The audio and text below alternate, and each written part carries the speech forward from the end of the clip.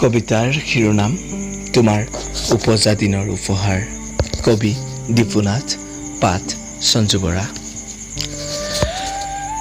ৰাতিপুৱাৰে পৰা কিবা অনামী দুখ এটাই হেঁচপৰা কলীয়া ডাৱৰ হৈ আকাশখন ছানি ধৰিছে।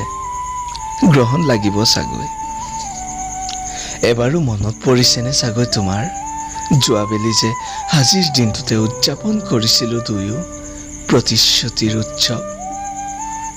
শুভেচ্ছা, চেনেহ, পৰিকল্পনা, যৌৱন আৰু বহুতো।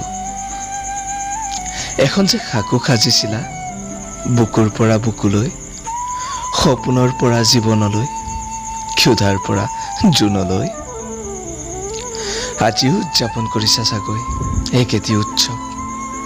শুভেচ্ছা, স্নেহ, যৌৱন, পৰিকল্পনা আৰু জোনাকী কাৰেং। কেৱল সাকুৰ তলৰ নদীখন পুতি হয়তো ঘৰ সাজিলা। জোনৰ বুকুত ৰোৱা তুলসীৰ পুলিটোও চাগৈ লহপহকৈ বাঢ়িছে কাতি বিহুৰ সন্ধিয়া নিচুকনি গীত গাবলৈ। আমাৰে জোনটি ডাঙৰ হ'ব।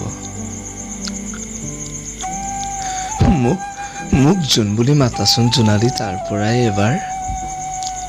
তোমাৰ নিচুকনিত হেবেলি টোপনি যাওঁ। নিদ্ৰাহীন দুচকু আজিও অধীৰ অপেক্ষাত। জোনাকত তিতি বুৰি তোমাৰ মেলা চুলিৰ আন্ধাৰত আকৌ এবাৰ শুব। তন্দ্ৰালোক আৱেশে তোমাৰ আঙুলিৰে খেলিব। নিদ্ৰাহীন দুচকুত তৰাং নদী, সুখৰ পোচাকযোৰৰ চেপা হুমুনিয়া।